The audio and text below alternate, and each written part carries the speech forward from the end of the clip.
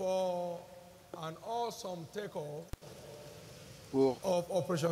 le merveilleux décollage de l'opération 615 la semaine dernière. Acclamez fort pour le Seigneur.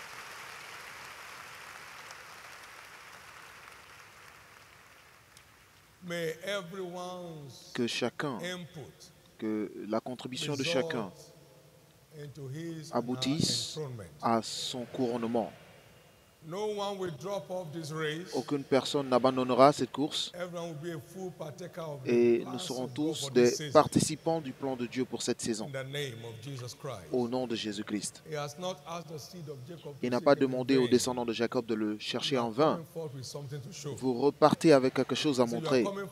J'ai dit, vous ressortez de cette opération avec une chose à montrer. Vous ressortez de cette opération avec quelque chose à montrer. Si vous y croyez, criez très fort Amen. Continuez de vous engager avec le cœur. Ne prenez pas les choses à la légère. Ne prenez pas votre engagement à la légère.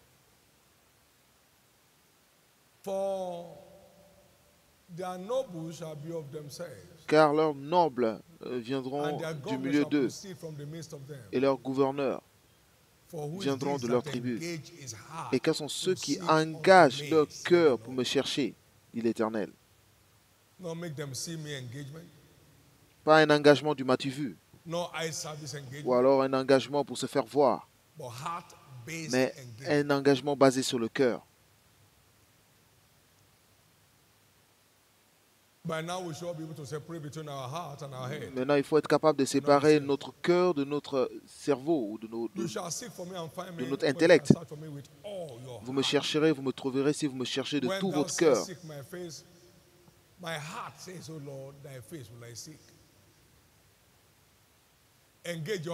Engagez le cœur. Vous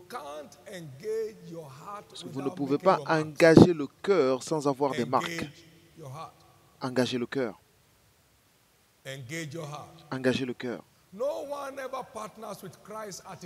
Aucune personne n'est partenaire avec Christ à perte. Engagez le cœur. Ils sont partis.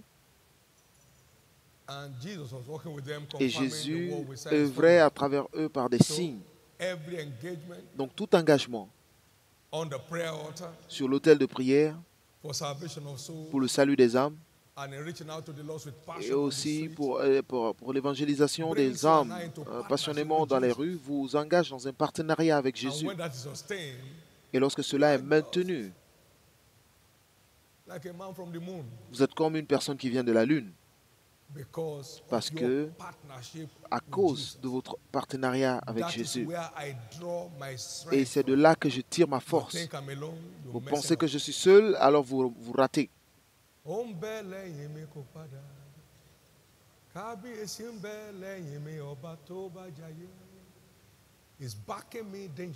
Il me soutient dangereusement.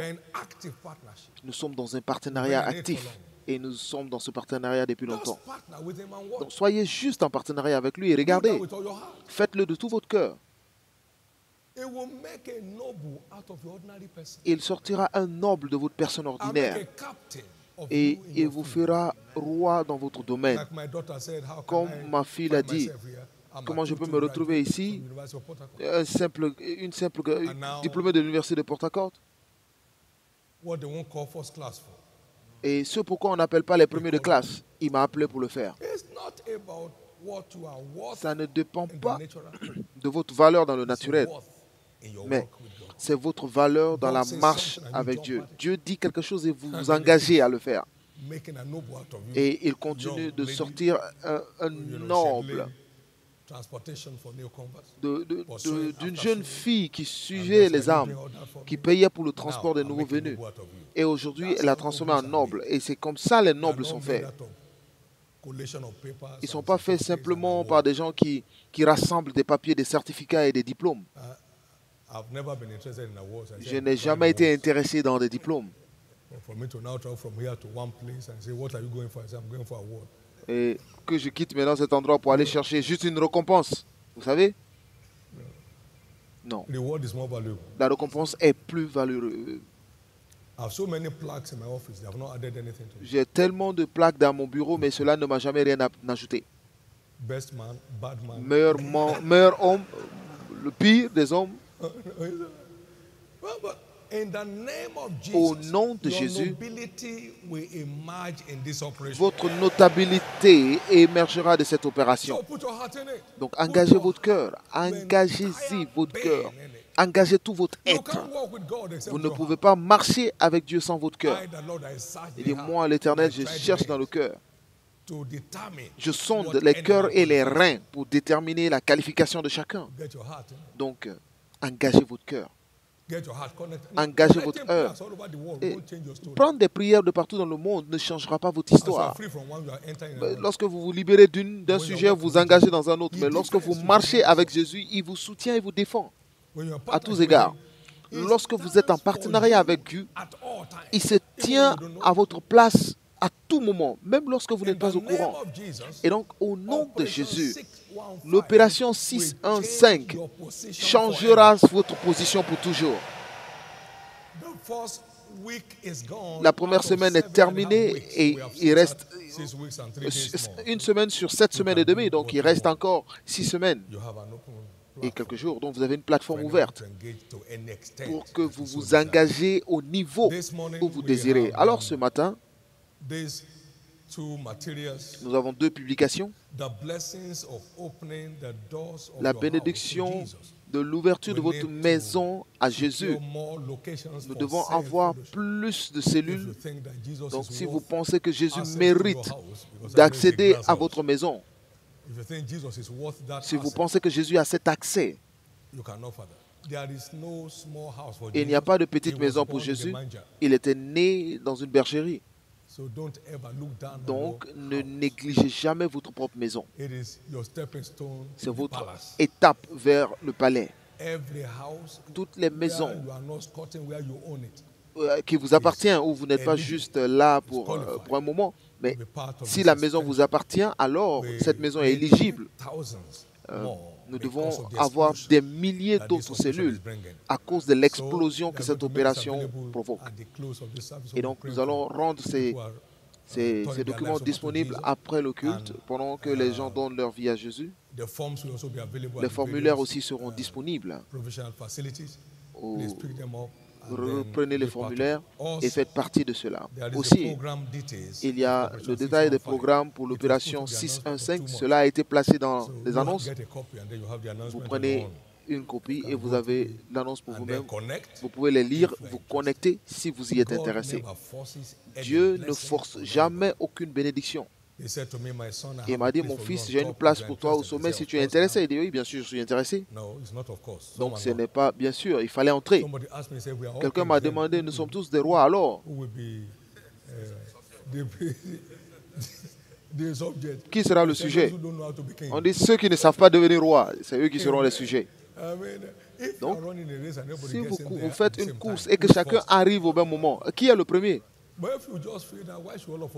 Mais si tu te poses la question, pourquoi tout le monde devrait être la queue? Tout le monde devrait être la tête, il faut que certains soient la queue. Donc tu dis, Jésus, je pense que je dois être la personne qui doit être à la queue. Donc tout dépend de votre intérêt. Si vous n'êtes pas intéressé pour le salut, alors il ne peut pas vous sauver par force. Jésus, je veux que tu sois sauvé, je ne veux pas. Donc voici la chose du moment. Aussi longtemps que le Seigneur vivra, le 8 juillet, nous allons célébrer une action de grâce prophétique pour la mission accomplie. Et vous y prendrez part au nom de Jésus. Et donc ces 2 documents seront disponibles plus tard dans ce culte. Maintenant, marchez dans la domination financière.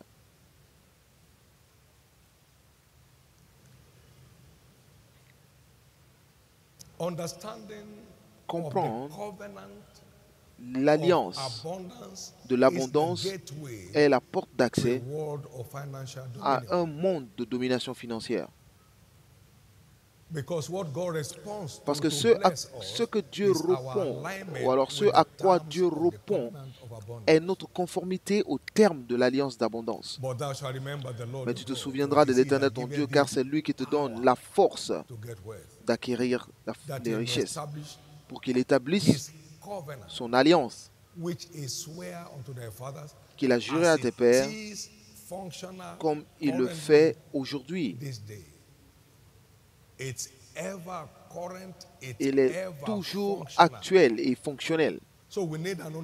Donc nous avons besoin d'une compréhension de son alliance et de ses termes. Ces termes établis pour bénir ses enfants.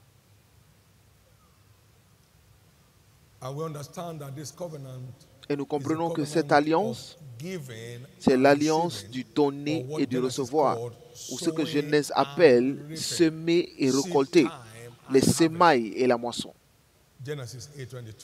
Genèse 8, 22. Ne cesseront point tant que la terre demeurera. Et aussi, nous l'avons vu interprété dans 2 Corinthiens 9,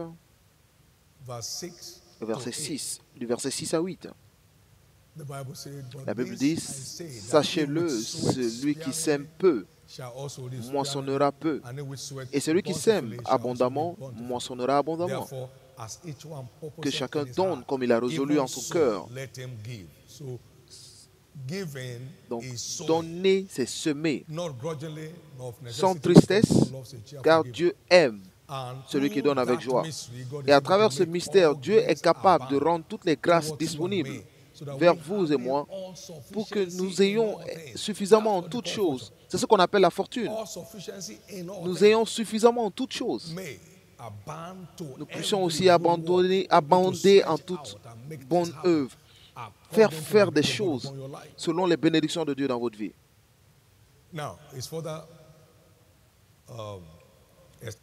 Il est aussi établi dans Philippiens 4, 15, de Philippiens 4, 15 à 20, Philippiens 4. Vous le savez vous-même, Philippiens, au commencement de la prédication de l'Évangile, lorsque je partais, aucune église n'entra en compte avec moi pour ce qu'est de donner et de recevoir. Alors, c'est quoi donner et recevoir? C'est quoi planter et récolter? C'est donner et recevoir. Donc, ce n'est pas juste venir à l'église et prier, donner et recevoir. Donc, ce n'est pas écouter et prendre des notes, mais vous pouvez écrire des volumes de notes, même recopier mes livres et les écrire, comprendre la prospérité financière, ou même les reprendre, les bûcher. Mais cela ne change pas votre statut financier. Mais c'est donner et recevoir, pas prêcher et démontrer.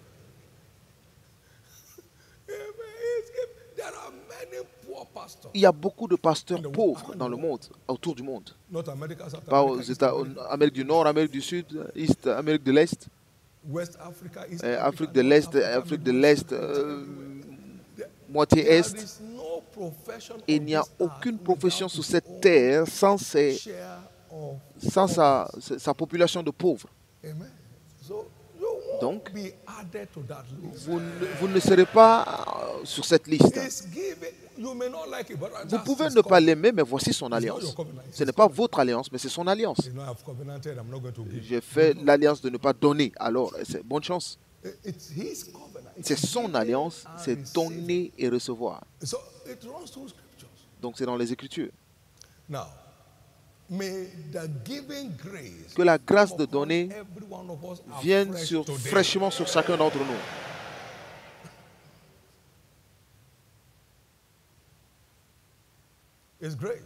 C'est la grâce. Donc, ce n'est pas l'alliance d'une église qu'il établisse son alliance. Votre église peut ne pas être d'accord, peu importe, mais c'est son alliance.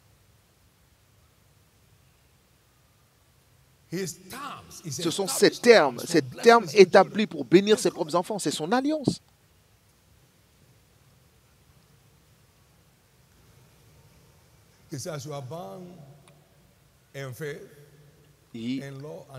Abondez en foi et dans votre amour envers nous. Abondez aussi dans cette grâce. Dans 2 Corinthiens 8, verset 7. Donc, la grâce de donner est nécessaire pour quiconque qui souhaite marcher dans la domination financière. Les gens ne donnent pas parce qu'ils ont, mais ils donnent parce qu'ils ont un cœur. Les gens ne donnent pas parce qu'ils ont, Mais ils donnent parce qu'ils ont un cœur de donner. Ils ont le cœur de donner. Sinon, John D. Rockefeller avait sa famille et sa lignée.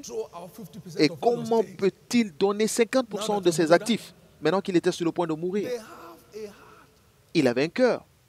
Vous savez, lorsque Oral Roberts était frappé à l'enfance, il était adolescent, il a dit à sa mère, il dit, je dois payer ma dîme. Pardon? Cherche la poche de ma veste et que je paye ma dîme pour ne pas devoir avant d'aller au ciel. Et Jésus a dit, donc tu ne mourras pas. Et il a maintenu et il a quitté autour de 93 ans.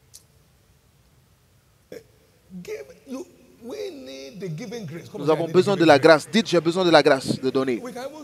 Nous pouvons même arrêter ce message maintenant. Vous avez besoin de la grâce de donner. Vous avez besoin de la grâce de donner. Vous avez besoin de la grâce de donner. Nous avons besoin d'une grâce permanente de donner. Nous accumulons jusqu'à être constipés. Nous avons besoin de la grâce de donner.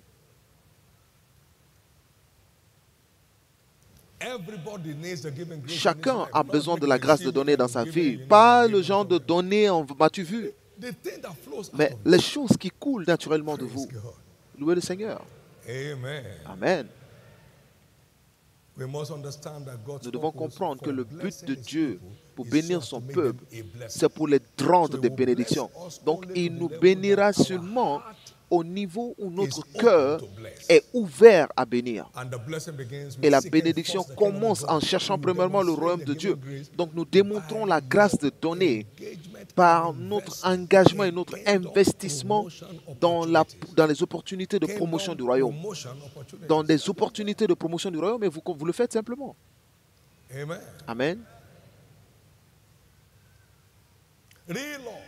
L'amour réel commence avec Dieu. C'est lorsque vous aimez Dieu que vous aimez votre prochain sans attendre quelque chose en retour. Cela coule naturellement. Vous aimez Dieu et cela coule vers ceux qui vous entourent.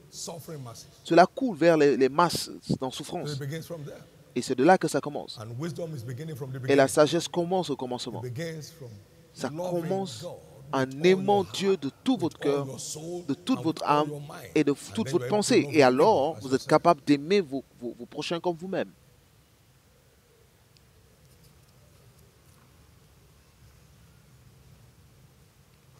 Nous avons essayé d'examiner un certain nombre de plateformes qui lancent le croyant dans un règne de fortune financière. Alors, aujourd'hui, nous verrons la plateforme de la sagesse. La plateforme de la sagesse. C'est marcher dans la domination financière, troisième partie. Nous découvrons dans les Écritures que la sagesse est la gardienne de la richesse, comme cela a été illustré plusieurs fois dans les Écritures. Proverbe 8, verset 18. Proverbe 8, verset 18 à 21. Avec moi sont la richesse et la gloire, les biens durables et la justice. Donc appelons-les les biens durables et la justice. Au verset 19, il dit, mon fruit est meilleur que l'or pur, et mon produit est préférable à l'argent. Verset 20, je marche dans le chemin de la justice, au milieu des sentiers de la droiture. 21, pour donner des biens à ceux qui m'aiment. Qu'est-ce que vous héritez? Des biens. Et pour remplir leur trésor. Donc ça c'est la sagesse. Et c'est quoi la sagesse? Il dit, quiconque entend ces choses et les fait, il sera semblable à un homme sage qui aura bâti sa maison sur le rocher. Alors aucune circonstance ici ne peut faire couler cette maison. Et donc, peu importe ce qui se passe dans le monde, il y a beaucoup de personnes qui pratiquent l'alliance qui ne sentiront jamais la chaleur. Je veux vous entendre dire Amen. Maintenant, voyons l'homme qui a choisi de marcher dans la sagesse dans Psaume 112, verset 1. Heureux l'homme qui craint l'Éternel, et le commencement de la sagesse, c'est la crainte de l'Éternel, c'est le début de la sagesse, qui prend un grand plaisir en ses commandements, qui trouve grand plaisir à ses commandements. Sa postérité sera puissante sur la terre, et la génération des hommes droits sera bénie. Et quoi? Il a dans sa maison richesse et gloire, et sa justice subsiste à toujours. Verset 5. A good man showeth favor and lendeth. He will guide his affairs with discretion. Il garde ses affaires avec discrétion. Il le fera selon les principes bibliques. Maintenant, le verset 9.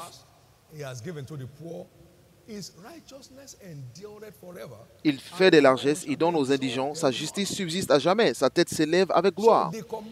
Et donc, le commandement dans lequel cet homme prend plaisir, c'est le commandement du donner et du recevoir. Et il l'opère en discrétion, ou alors avec discrétion, sachant que Dieu, que 10% des bénédictions de ta vie appartiennent à Dieu pour reconnaître que vous avez ces bénédictions. La dîme d'abord. La dîme d'abord.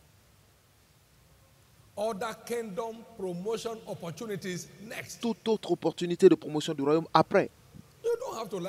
Vous n'avez pas besoin de l'aimer. Voici le terme. Louez le Seigneur. Donnez à vos parents. Donnez aux pauvres. Et c'est comme ça s'aligne. Quelqu'un a dit, si tu fais toutes ces choses, mais qu'est-ce qui reste? La bénédiction. Qu'est-ce qui reste? La bénédiction. Qu'est-ce qui reste? Et de quoi avez-vous besoin?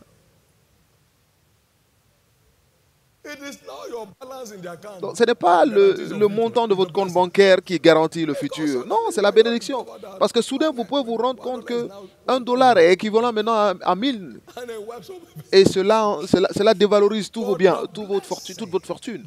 Mais les bénédictions ne se dévaluent jamais. La valeur de votre bénédiction ne peut jamais se réduire. Si les bénédictions n'étaient pas réelles, alors je serais d'une des personnes en plus en souffrance dans le monde. Mais les bénédictions sont réelles. Donc, certains qui ne veulent pas laisser leur dîme, les choses n'ont pas cessé de devenir dures dans leur vie. Et ils disent, Dieu, écoute-moi. Cette dîme, je ne peux pas te donner. Tu connais la raison pour laquelle tu devrais le savoir. J'ai 3 enfants à l'école. Et Dieu dit, regarde, il n'y a aucune explication qui tienne pour la désobéissance. Les explications ne changeront pas votre histoire. Tout ce qu'il vous demande de faire, faites-le. Donc, c'est tellement intéressant. Voici les fondamentaux. Donc, au lieu de gaspiller votre vie à prier, à gêner jusqu'à avoir la peau sur les os, donc obéissez simplement. La dîme de 10 naira, c'est 1 naira, il n'y a pas d'embêtement. N'est-ce pas?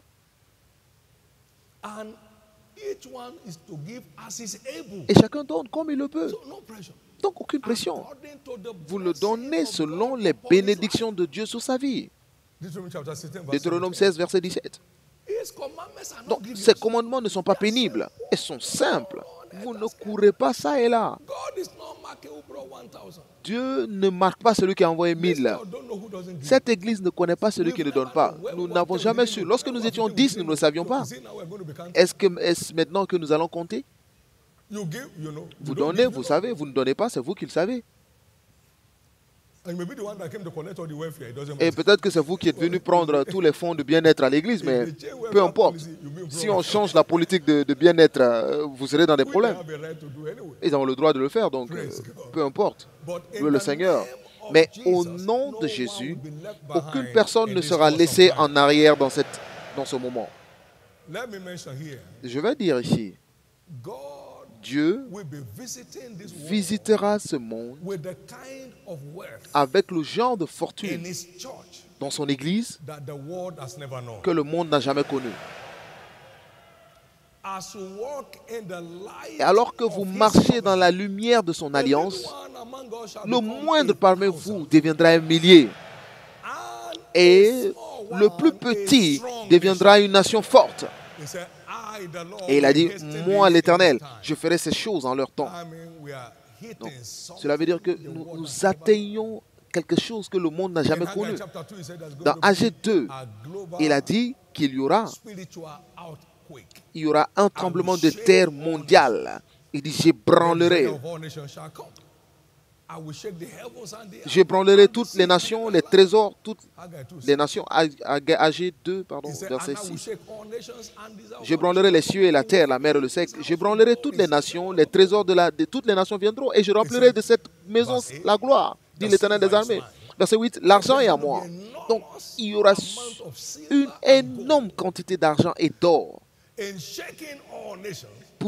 en ébranlant toutes les nations avant que Jésus ne revienne. Et c'est ce qu'on appelle... Et il y aura une fortune impressionnante.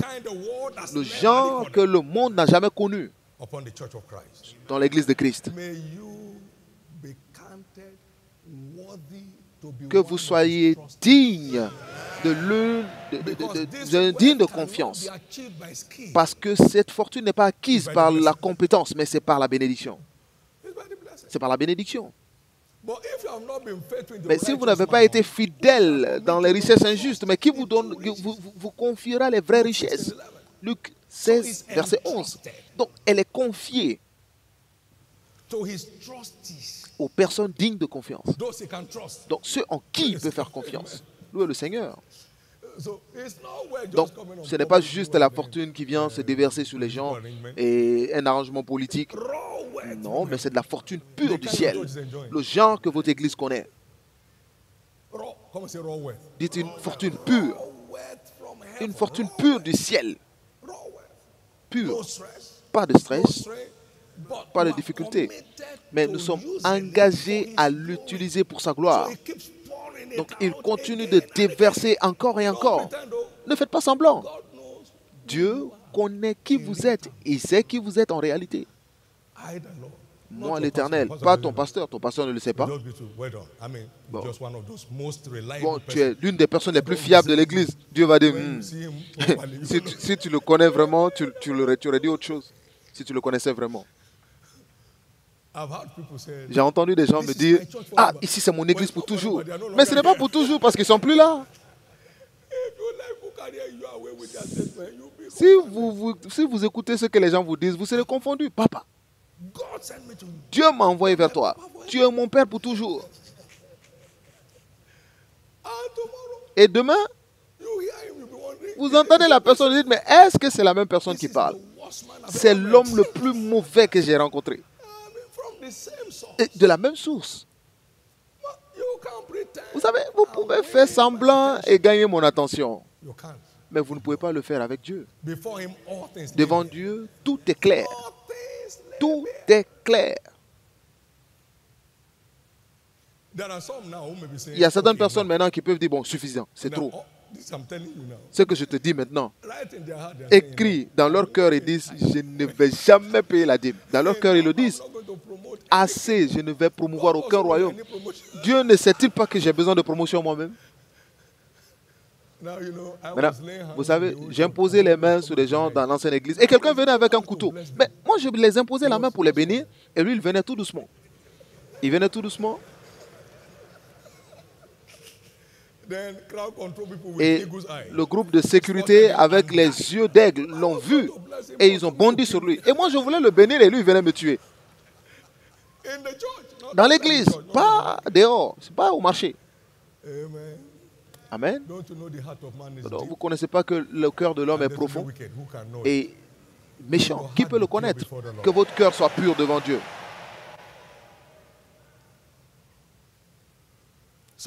Donc, plus vous êtes sage, plus vous êtes riche. Cela est commun dans les Écritures. Proverbe 3, 13 à 16, Proverbe 4, 7 à 9. La sagesse est la gardienne de la fortune de tout l'univers. L'or est à moi et l'argent est à moi, dit l'Éternel. La terre et tout ce qui la contienne appartiennent à l'Éternel. Il l'a. Psaume 24, verset 1. Donc Salomon, le plus sage, était aussi le plus riche de l'histoire biblique. Nous l'avons vu. La sagesse simplement ici, c'est mettre la parole de Dieu en pratique selon les règles établies. Donc vous ne le faites pas simplement, mais vous le faites selon les règles établies par Dieu. Dieu n'est pas un mendiant, donc il y a certains protocoles à observer pour que votre engagement porte des fruits. Nous allons voir certaines de ces choses maintenant et nous sommes habitués à ces choses, mais nous voulons juste les rappeler. Donc vous voulez que votre don soit, acceptable. Donnez avec foi. Tout ce qui n'est pas fait avec foi est en péché. Donnez en croyant ce que Dieu donnera. La réponse du don, c'est de recevoir.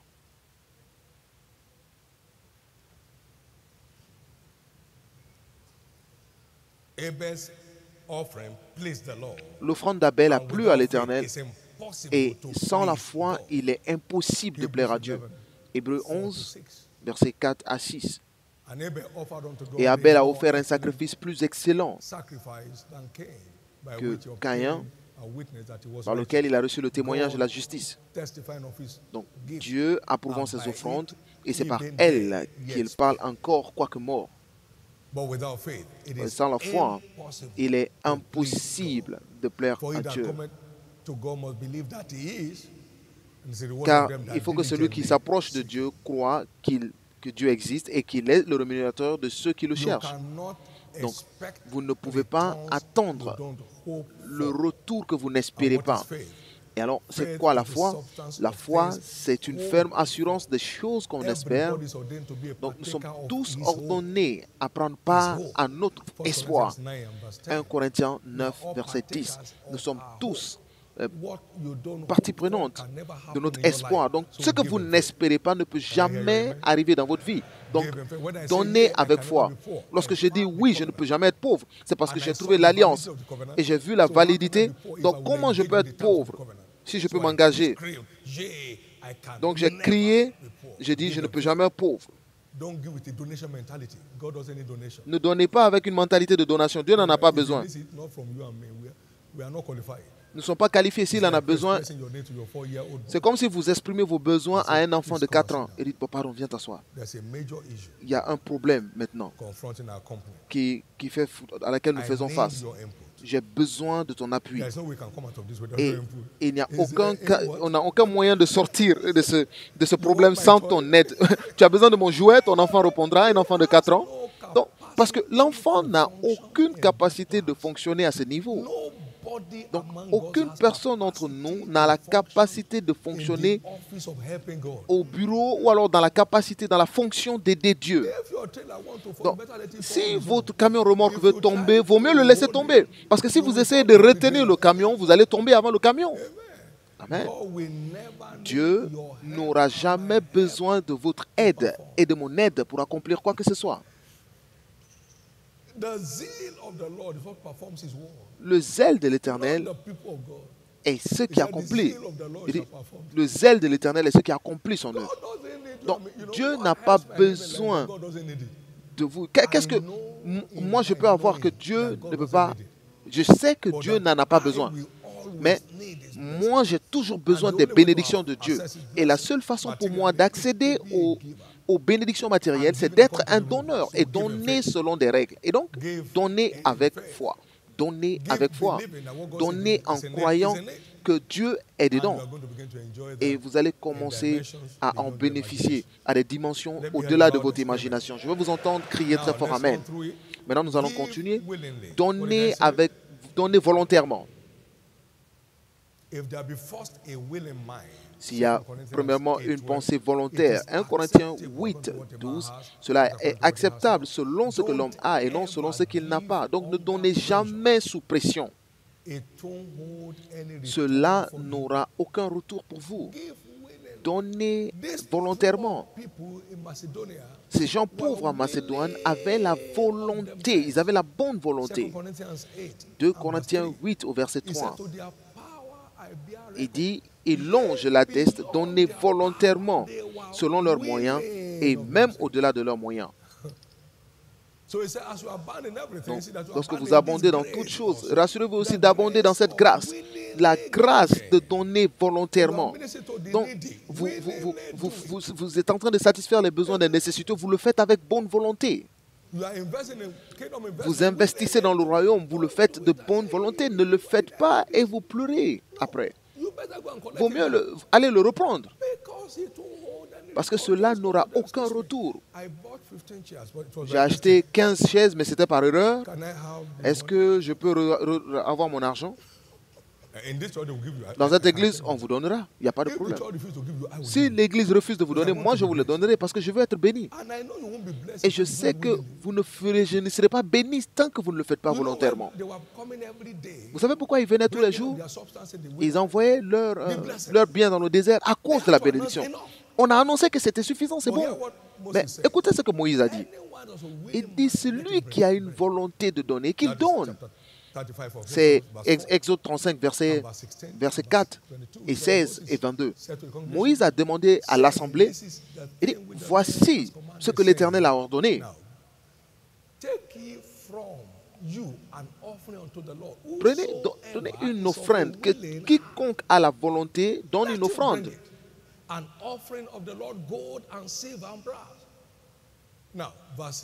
Au verset 16, il dit, nous allons dans le verset 22 de Exode 35, verset 22. Les hommes vinrent aussi bien que les femmes, tous ceux dont le cœur était bien disposé, et tous ceux qui étaient comment? Dont le cœur était bien disposé. Ne donnez pas sous une pression prophétique quelconque dans votre vie. Si vous n'avez pas la bonne volonté, c'est une semence perdue. Ayez la bonne volonté. Dieu n'est pas dans le besoin. Dieu n'est jamais dans le besoin. Ayez la bonne volonté. Ne donnez pas parce que vous n'êtes pas pasteur ou ancien. Mais donnez parce que vous avez la bonne volonté. Donnez parce que vous en avez besoin. Vous avez en envie. Vous savez ce que le Seigneur m'a dit? Ne lève jamais des fonds, mais élève des hommes. Et tu auras ce que l'argent ne te donnera jamais dans le ministère. Donc, je veux bénir plus que je veux être béni. Je n'ai jamais donné sous pression dans ma vie. Ne donnez pas sous pression. Bon, notre centre, notre zone, si vous ne faites rien, qu'est-ce qui va se passer? Vous n'avez pas besoin de faire quelque chose sous pression. Non. Non. Ne soyez pas sous pression. Dis bon, si tu ne fais rien maintenant, tu sais, nous sommes ceux qu'on cherche, qu'on regarde dans cette maison. Personne ne te regarde. Si vous pensez qu'on vous regarde, alors vous faites une grosse erreur. Vous savez, l'un de mes mentors a dit, ouvre ce sac. Prends autant d'argent que tu voudras. Je dis non, je n'en veux pas. Il dit, tu penses que je ne peux pas te donner? Il dit non, ne t'énerve pas, tu peux me donner. Mais je préfère apprendre à obtenir que quelqu'un d'autre me le donne. Et il m'a respecté jusqu'à sa mort. Je n'en ai pas besoin.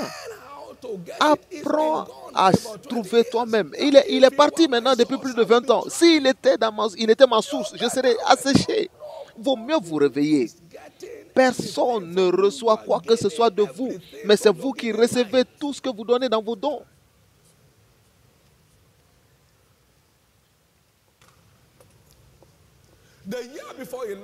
Une année avant son départ, à son niveau, je sais le nombre de millions que nous avons sémés dans sa vie.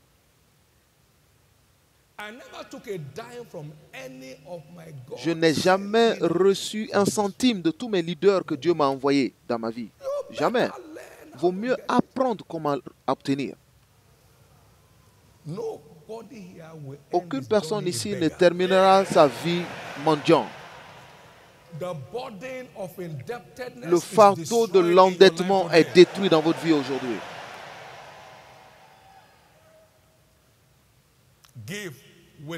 Donnez de bonne volonté. Donc ils ont continué de venir. J'ai dit, suffisant, c'est suffisant, ne venez plus. Et c'est le genre de règne dont nous parlons. Et vous y arriverez. Maintenant, donnez avec amour. Et Salomon aima l'Éternel. Et l'offrande est arrivée au ciel sur le champ. 1 Roi 3, versets 3 à 5. Et le Seigneur apparut à Salomon dans la nuit. Demande ce que je te donnerai. Donc cela veut dire, son offrande était acceptable à Dieu sur le champ. Et vous avez vu ce qui a suivi. Que votre don soit motivé par l'amour. Et cela sera accessible à Dieu.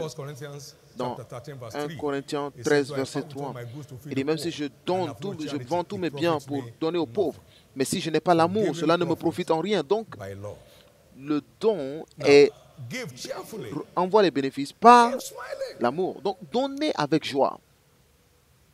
Donnez avec sourire. Vous n'investissez pas avec un visage froissé, mais vous investissez avec joie. Vous dites, ah, venez voir mon usine. Regardez ce que le Seigneur a fait pour moi. Et donc, l'usine, avant que cela ne puisse donner, il y a un moratoire avant de pouvoir donner des profits. Donc, vous investissez avec joie. Dieu aime ceux qui donnent avec joie. Donnez avec la tristesse, détruit vos dons, vos semences. Les semences sont mangées par des insectes. Donnez avec joie. Ceux qui étaient sous la malédiction parce qu'ils donnaient avec tristesse. Si vous lisez dans Malachie 3, parce qu'ils donnaient, ils marchaient avec tristesse devant le Seigneur. Voici le problème. Il y a 41 ans, le Seigneur m'a montré Deutéronome 28, versets 47 et 48, parce que tu sers l'Éternel avec joie. Alors, c'est pourquoi tu sers des ennemis. Bon, tu penses que je suis une charge pour toi, alors va te débrouiller toi-même. Et c'est pourquoi les gens servent leurs ennemis dans le besoin et dans le manque. Donc, il n'est pas suffisant d'être un donneur. Il faut être un donneur avec joie. Un donneur toujours heureux. Un donneur toujours dans la joie. Donnez avec sourire. Donnez avec plaisir. Vous donnez quelqu'un à un nécessité, vous dites, tu feras mieux que ça très bientôt. Tu feras beaucoup plus que ça pour d'autres personnes. Et du fond du cœur, vous ne le voyez pas comme un nécessiteux, ou alors vous ne le voyez pas comme un fardeau sur votre vie, mais vous le faites en souriant. Dieu aime celui qui donne avec joie. Toutes les semailles de la terre se détruiront lorsque la joie manque. Donc cela doit être fait avec joie. Joël 1, verset 11. Donc vous devez le faire avec joie. Que la joie du don vous déborde en vous à partir d'aujourd'hui. Je vais vous entendre dire Amen. Vous savez,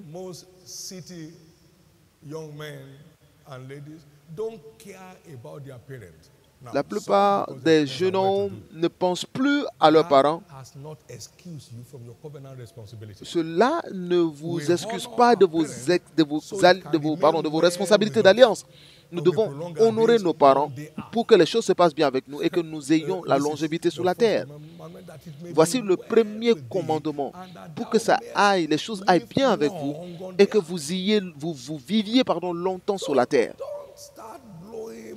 Donc, au lieu de gaspiller de l'argent d'un restaurant à un autre, alors que vos parents souffrent pour trouver à manger. Ça, c'est de l'enfant prodigue. Ça, c'est irresponsable. Cela vous vole votre dignité. Cela vous vole votre vie. Ma femme et moi l'ont reçu très tôt. J'ai commencé à envoyer des choses à la maison au niveau de 5 naira. Mais nous les avons décorés dans leur vie. Nous les avons décorés. C'est la vérité. Amen.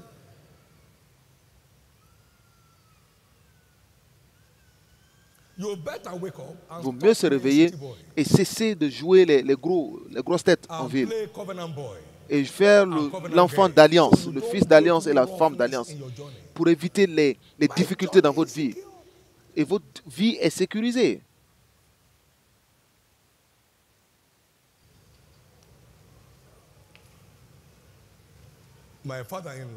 Mon beau-père m'a dit, tout ce que les enfants font à leurs parents, à ton époque, tes enfants le feront aussi pour toi.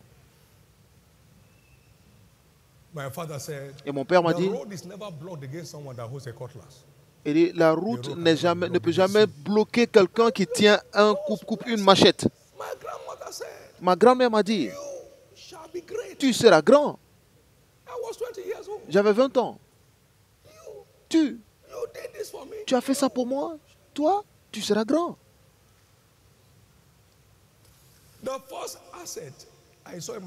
Et le premier bien que j'ai investi dans ma vie, c'est une semence que j'ai donnée à ma grand-mère.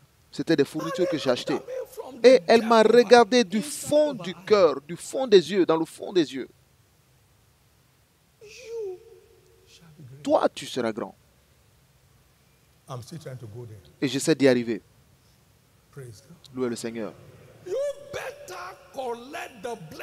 Vaut mieux prendre les bénédictions pour que vos difficultés s'arrêtent. Au cas où vous avez tué vos parents, allez chercher ceux qui restent à côté d'eux, qui viennent après eux.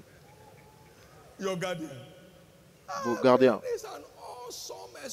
C'est une expérience extraordinaire. Vaut mieux la prendre. J'ai écrit dans mon livre les alliances cachées de bénédiction. Vous trouverez là. Donnez avec joie. Donnez avec sacrifice. Que votre don vous coûte quelque chose lorsqu'il y a un sujet à traiter. Je ne donnerai rien au Seigneur qui ne me coûte rien.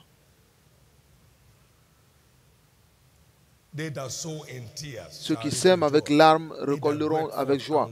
Celui qui part en pleurant, portant des semences précieuses, reviendra avec joie, portant ses gerbes avec lui.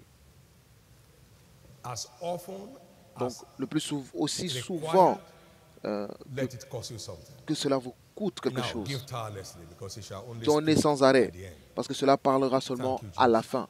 Merci Jésus. Et ne vous fatiguez pas en faisant du bien, car vous allez récolter en temps convenable si vous ne faiblissez pas. Donc, ne vous arrêtez pas de faire du bien. Ne vous cessez pas de faire du bien. Continuez d'avancer. C'est une marche d'alliance, ce n'est pas un jeu d'alliance. Lorsque cela vous est dû, on ne vous reniera pas. Continuez de le faire, faites-le sans murmurer et vous verrez ce que le Seigneur fera dans votre vie. Aujourd'hui, c'est notre culte pour briser les barrières invisibles. Psaume 64, verset 20. Et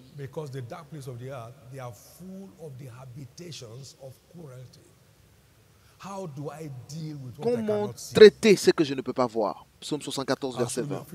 Je vais vous montrer certaines choses ce matin avant d'utiliser le mystère de l'huile d'onction qui va détruire toutes les barrières invisibles dans votre vie. Premièrement, soyez un fils de la lumière, un enfant de la lumière. Ces barrières se trouvent dans le règne des ténèbres, mais Jésus est la lumière du monde. Donc quiconque croit en lui ne marchera plus dans les ténèbres, mais aura la lumière de la vie. Jean 8, 12. Éphésiens 5, 5. La Bible dit, car il dit autrefois vous étiez ténèbres et maintenant vous êtes lumière dans le Seigneur. Marchez comme des enfants de la lumière. Éphésiens 5, 8. Nous étions autrefois des enfants des ténèbres, mais par la rédemption, nous sommes maintenant des enfants de la lumière. 1 Thessaloniciens 5, 8.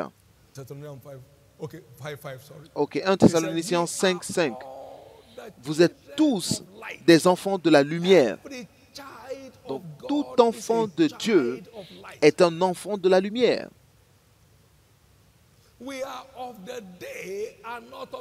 Nous sommes du jour et non de la nuit ou des ténèbres.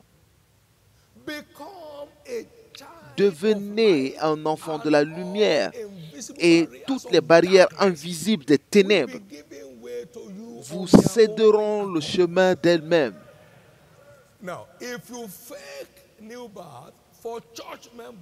Si vous confondez la nouvelle naissance avec le fait d'être membre de l'Église, vous serez simplement vulnérable. La nouvelle naissance ne dépend pas du nombre d'années où vous êtes venu à l'Église, non? Marcher dans la lumière. Quelqu'un est décédé depuis des années. Il était un membre actif de cette église. Mais lorsqu'on a ouvert sa chambre, mon Dieu, c'était presque un occultiste. Il était un occultiste qui venait à l'église. Il y avait tout genre de conneries. Le malheur de ceux qui cherchent d'autres dieux se multipliera. Vaut mieux quitter. Les barrières seront plus dures sur votre chemin tant que vous avez les yeux doubles. Mais lorsque vous voyez dans une même direction et que vous êtes illuminé, votre corps tout entier sera rempli de lumière. Il y a plus de 49 ans que j'ai donné ma vie à Jésus. Je n'ai jamais considéré une aide alternative. Jamais. Je n'ai jamais visité un occultiste, un marabout, que quiconque m'ait visité. Marchez dans la lumière. Sinon, les barrières continueront à vous bloquer. Et c'est le grand problème dans notre partie du monde. Vous venez à l'église le matin. Oh, seulement Dieu, je servirai. Oh, seulement toi, je servirai. Et vous envoyez la même voiture avec Je suis vainqueur. Vous allez à la plage, là où on vous lave, et vous n'êtes pas malade.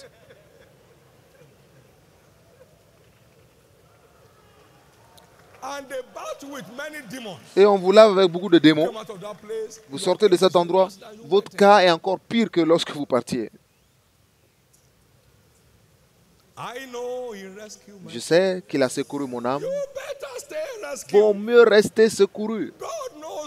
Dieu sait où vous êtes dans la nuit. Il sait ce que vous avez en poche. Le diable qui se tiendra devant moi n'est pas encore né. Je vous dis. Parce qu'aucune puissance des ténèbres ne peut résister à la domination de la lumière. Donc il n'est pas suffisant d'être enfant de la lumière, mais est-ce que vous marchez dans la lumière? Donc deuxièmement, marchez dans la lumière. Marchez dans la lumière, sinon les ténèbres vont vous humilier. Marchez dans la lumière. Tout ce que Dieu ne peut pas faire, je l'ai dit, que cela reste non fait.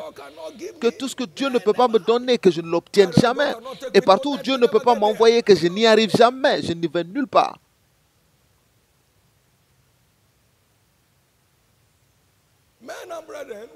Frères et sœurs, nous avons un nouvel avion à l'aéroport. Mais je ne suis pas allé encore. Je vais sur le pont. Je ne suis même pas allé voir l'avion. Je vais voir des mécaniciens au bord de la route. Voilà ma mission. Vous ne souffrirez pas dans votre vie. Si vous ne laissez pas le diable tranquille, alors quittez cette église. Allez ailleurs. Quittez cet endroit. Quittez cet endroit. Si vous avez quelque chose que vous cachez et vous ne jetez pas, alors vous gaspillez votre vie. Ne vous tuez pas. Mais au nom de Jésus, la lumière en vous aujourd'hui ne sera jamais ténèbres.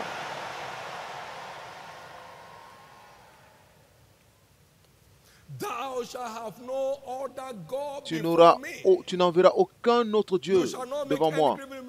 Et tu ne feras aucune image taillée. Tu ne prosterneras jamais. Parce que je visiterai jusqu'à la 3e génération. Non, ne créez pas de problèmes à vos enfants. Sortez de ces choses. Jusque quand vous allez tenir entre deux opinions? Si Dieu est Dieu, servez-le. Si c'est Baal, allez le suivre. Il n'y a rien au milieu du chemin. Ne restez pas au milieu, sinon c'est un risque. Merci Jésus. Continuez de marcher dans la lumière. Jean 12, 35. Jésus parlait. Alors Jésus leur dit encore un peu de temps. Et la lumière avec vous. Marchez dans la lumière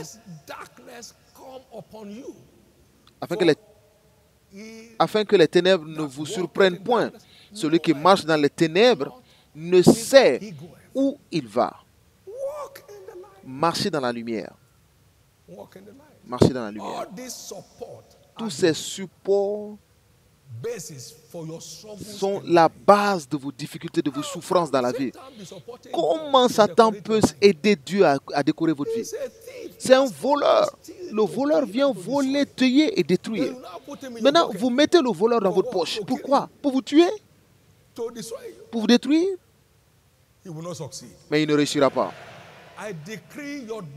Je déclare votre déconnexion de toutes les forces alternatives dans votre vie à partir d'aujourd'hui au nom de Jésus.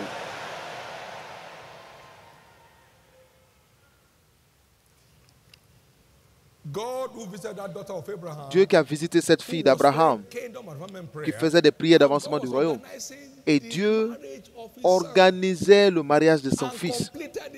Et elle l'a accompli. Il est toujours là. Il est toujours là. Il vous surprendra. Je veux vous entendre dire Amen. Il y a des gens qui vont à l'église. Lorsqu'ils meurent, vous trouverez des puissances occultes se disputer sur le corps. Nous n'en avons pas ici, mais il y en a beaucoup. Il y en a beaucoup. Il dit, c'est notre corps, c'est notre corps, c'est notre corps. Et ils ont des couteaux pour prendre des organes de son corps, pour aller sacrifier à leur Dieu.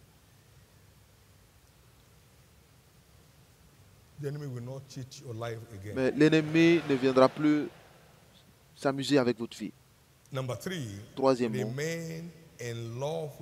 continuez d'aimer Dieu, car celui qui demeure en Dieu, ou alors celui qui demeure dans l'amour, demeure en Dieu et Dieu en lui. Et aucune barrière ne peut tenir devant Dieu. Parce que lorsqu'Israël est sorti d'Égypte, la mer les a vus et s'est enfuie. Donc, restez dans l'amour. Et vous serez plus que conquérants. Vous serez remplis de toute la plénitude de Dieu et rien ne pourra vous arrêter.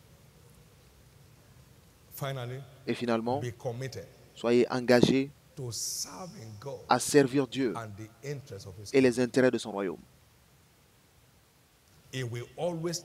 Et il sera toujours là pour vous secourir lorsque vous êtes assiégés. Israël est mon fils et mon premier-né. Laisse mon fils aller pour qu'il me serve. Si tu ne me laisses pas partir, je vais tuer tes enfants. Dieu se tiendra pour vous défendre contre les batailles invisibles. Engagez-vous simplement à le servir et aux intérêts de son royaume. Et cela vous garantit le repos total. Combien? Et c'est ce que vous allez vivre à partir de maintenant. Soyez engagés à servir Dieu. Laisse mon fils partir, laisse mon peuple aller, qu'il me serve. Exode 8, verset 1. Lorsque Pharaon est arrivé au point à dire que non, mais ne partez pas loin, au verset 28. Et je veux que vous alliez aussi loin que vous le pouvez dans votre service. Allez-y aussi loin que la grâce de Dieu vous permet d'aller dans le service de Dieu. Parce que plus vous allez loin, plus vous envolez en hauteur. Plus vous allez loin dans le service avec Dieu, plus vous envolez dans la vie. Au nom de Jésus, aucune barrière ne réussira à tenir contre votre vie. Et ainsi dans le chapitre 10, et versets 24 à 25, il dit, partez, mais que vos bétails restent ici. Ne partez pas avec vos effets, ne partez pas avec vos ressources. Faites attention, faites attention. Partez, partez, allez servir Dieu, mais ne partez pas avec vos ressources. Que vos petits-enfants aussi partent avec vous, mais laissez les ressources derrière. Il y a des gens qui serviront Dieu avec tout sauf leurs ressources. Et c'est le problème qu'ils ont. Pour mettre quelque chose, ou que ce soit pour autre chose que leur propre intérêt. Non, non. Et c'est la manipulation du diable. C'est sa manipulation pour garder ce genre de personnes dans la médiocrité et que la destinée soit bloquée. Ne pars pas, ne pars pas, ne pars pas, n'essaie pas, n'essaie pas, ne pars pas. Regarde, regarde, regarde.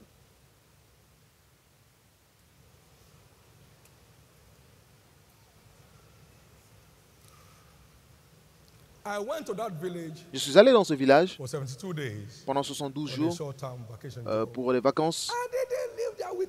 Et je n'ai pas quitté cet endroit avec un centime. Mais est-ce que je cherche un centime aujourd'hui? Je n'ai jamais imaginé que je serais pasteur. Donc je ne faisais pas de la pratique de pastorat. Mais c'était mon cœur pour les âmes qui me conduisait. Amen. Maintenant, je vais vous dire ceci. Devant Dieu qui a fait les cieux et la terre, je n'ai jamais mendié. Demandez à quiconque me connaît. Je n'ai jamais mendié. Servir Dieu avec vos ressources crée un futur glorieux. Vaut mieux le comprendre. Amen. Vous allez à des niveaux. Ne laissez aucun démon manipuler votre vie. Vous êtes dans de bonnes mains avec Jésus. Et regardez comment il a rendu les choses faciles avec vous. Faites-le avec joie, sans pression. Ne pensez pas que les pauvres vous attendent. Non.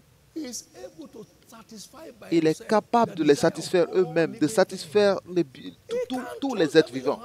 Mais s'il vous les confie, c'est parce qu'il veut que vous transformiez et que vous soyez mieux.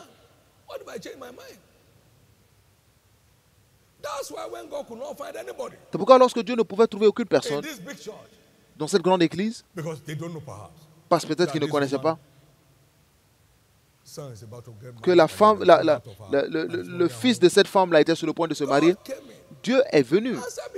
Et il a dit, bon, à cause de ton cœur qui soupire après moi, je vais prendre soin du mariage de ton fils. Et il a envoyé un ange à Mina. Il a envoyé le même ange. Ils n'ont pas besoin d'avion, les anges. Les anges ne font que bouger. Il n'y a aucun problème avec ça. Il n'y a pas de mauvais chemin. Il décolle et il atterrit au même endroit, à l'endroit où il souhaite. Et il est allé satisfaire les besoins de cette femme. Ne pensez pas que Dieu dépend de vous pour satisfaire les besoins d'une nécessité. Non, ne pensez pas ça. S'il ne peut trouver aucun homme, alors il le fait lui-même. Et c'est comme ça que Dieu descendra pour vous. Je veux vous entendre dire Amen.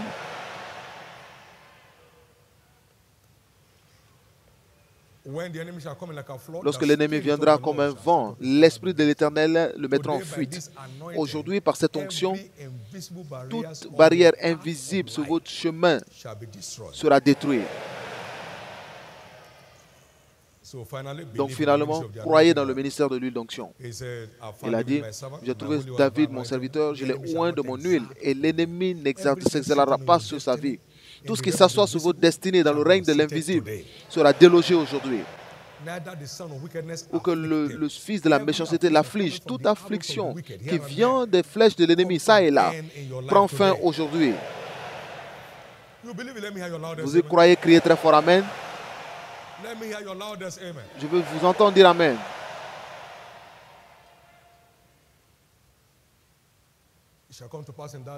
Il se passera en ce jour où le fardeau sera enlevé de ton épaule et le joug de ton cou, et le joug sera détruit à cause de l'onction. Tout joug invisible du méchant qui étouffe votre destinée d'une façon ou de l'autre, je les commande, je donne leur destruction aujourd'hui. Et ainsi sera-t-il. Qu'y a-t-il dans l'huile?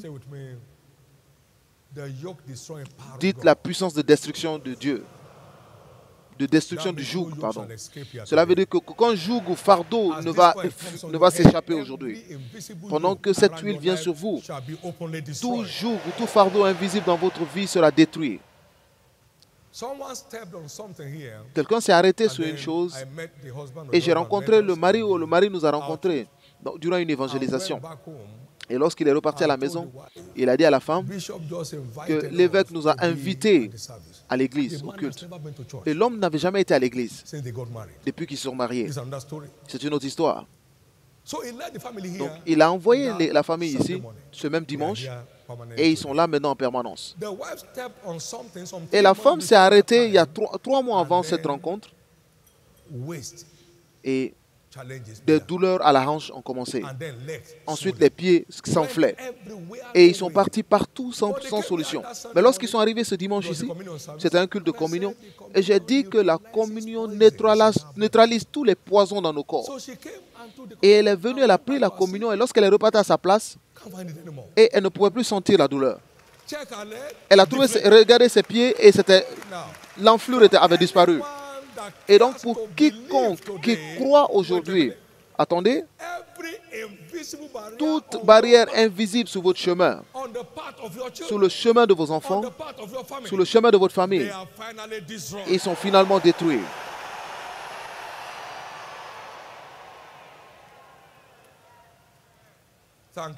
Merci Jésus. Acclamez fort le Seigneur.